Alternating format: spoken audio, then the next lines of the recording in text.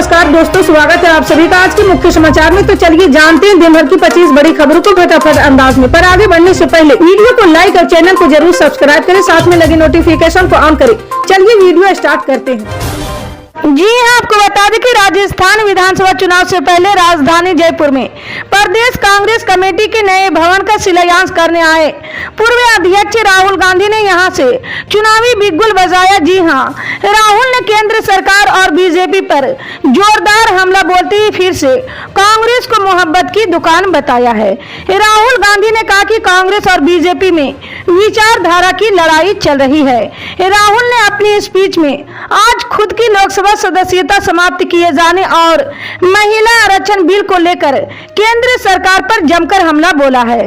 इस दौरान राहुल गांधी ने राजस्थान सरकार की योजनाओं को लेकर सीएम अशोक गहलोत की पीठ भी थपथपाई है। जी हां, जयपुर के मानसरोवर में राजस्थान पीसीसी के नए भवन का शिलान्यास करने के बाद आयोजित सभा में राहुल ने कहा कि इंडिया और भारत के बीच में कोई झगड़ा नहीं है, दोनों एक ही हैं। उन्होंने केंद्र सरकार पर आरोप लगाते हुए कहा कि उसने इस पर झगड़ा करवाने का प्रयास किया है, लेकिन ऐसा नहीं हो पाया।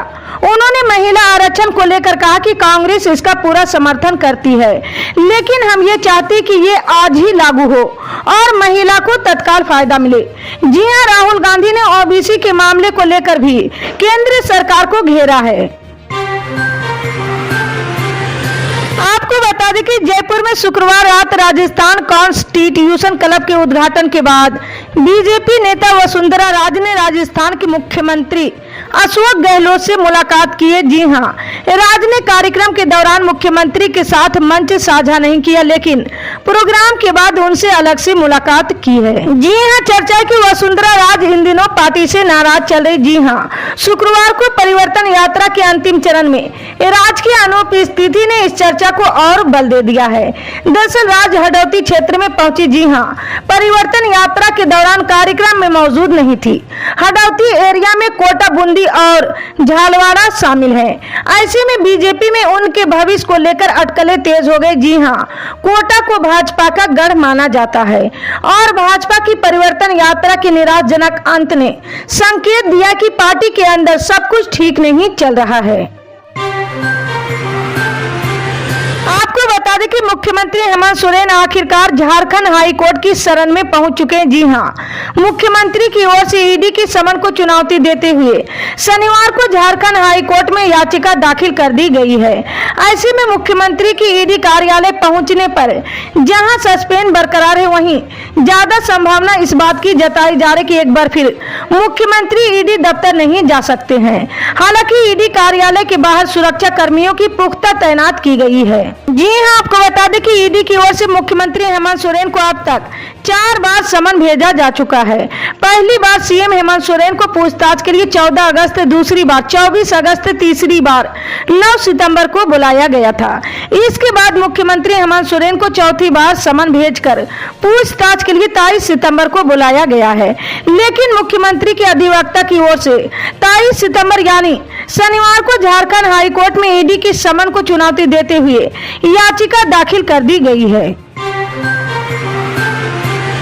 आपको बता दें कि बिहार के उप मुख्यमंत्री तेजस्वी यादव ने इंडिया गठबंधन में सीट शेयरिंग को लेकर चल रही चर्चा के बीच एक बार फिर से पूरे दावे के साथ कहा कि इंडिया गठबंधन के लिए सीट शेयरिंग का मामला कोई परेशानी का सबब नहीं है।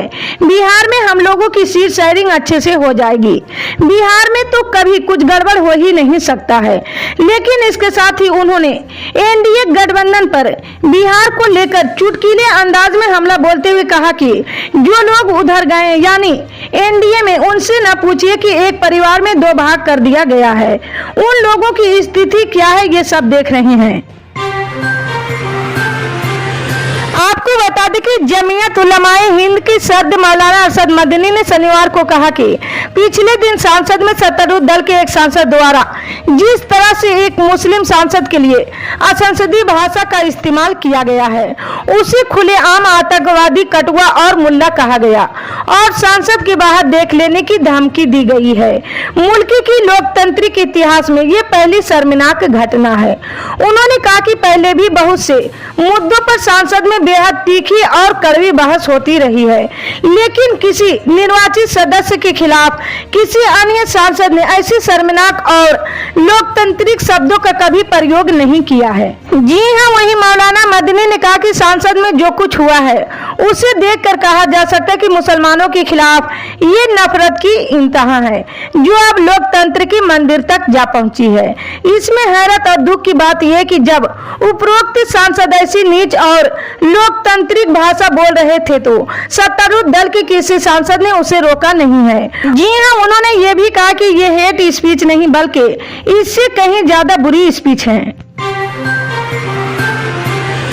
आपको बता दें कि परिणीति चोपड़ा और राघव चड्ढा इस समय सोशल मीडिया पर अपनी शादी को लेकर छाए हुए। जी हाँ, हर कोई इस पावर कपल की शादी के बारे में छोटी से छोटी डिटेल जानना चाहते हैं। शादी का जश्न शुरू हो चुका और मेहमान भी एक एक करके उदयपुर पहुंचने लगे हैं।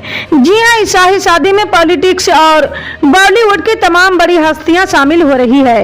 ऐसे में सुरक्षा के इंतजाम भी पुख्ता किए गए। जी हाँ, ताजा रिपोर्ट के मुताबिक परिणीति राघव की शादी में पंजाब पुलिस के लगभग 200 जवान उदयपुर पहुंच चुके हैं।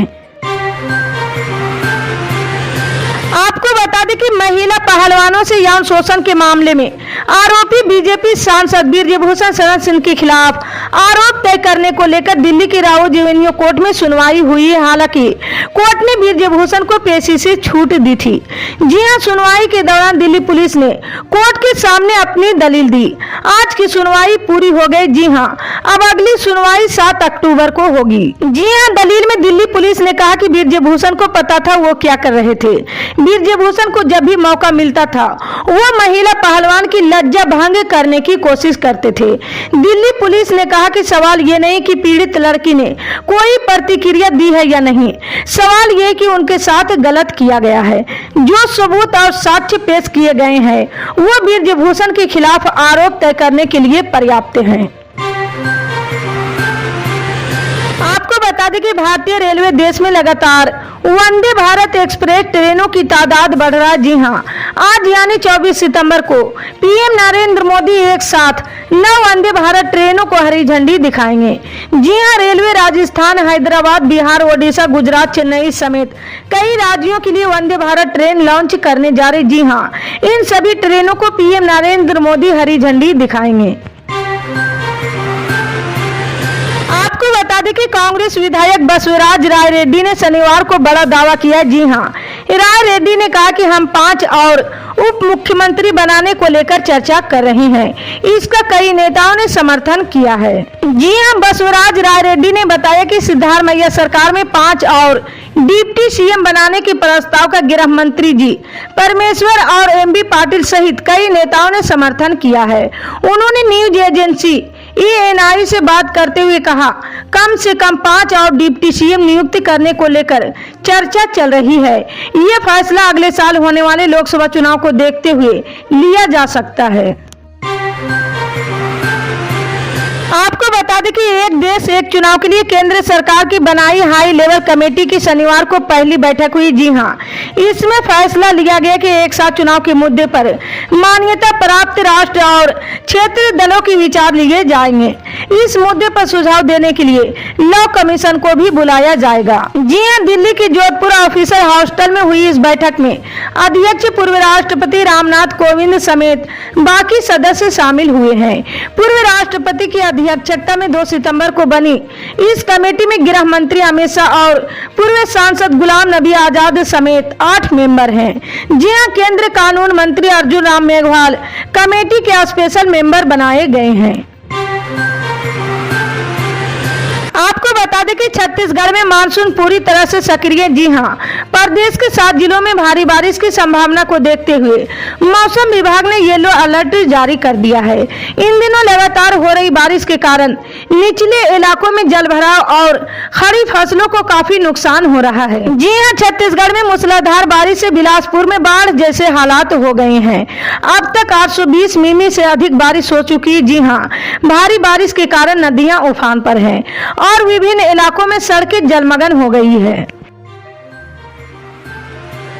आपको बता दें कि इस हफ्ते सोने के दाम में गिरावट देखने को मिली है। जी हां, India Boolean and jewellers association की वेबसाइट के अनुसार सराफा बाजार में इस हफ्ते की शुरुआत यानी 18 सितंबर को सोना 59,320 रुपये पर था, जो अब यानी 23 सितंबर को 59,134 रुपये प्रति 10 ग्राम पर आ गया है।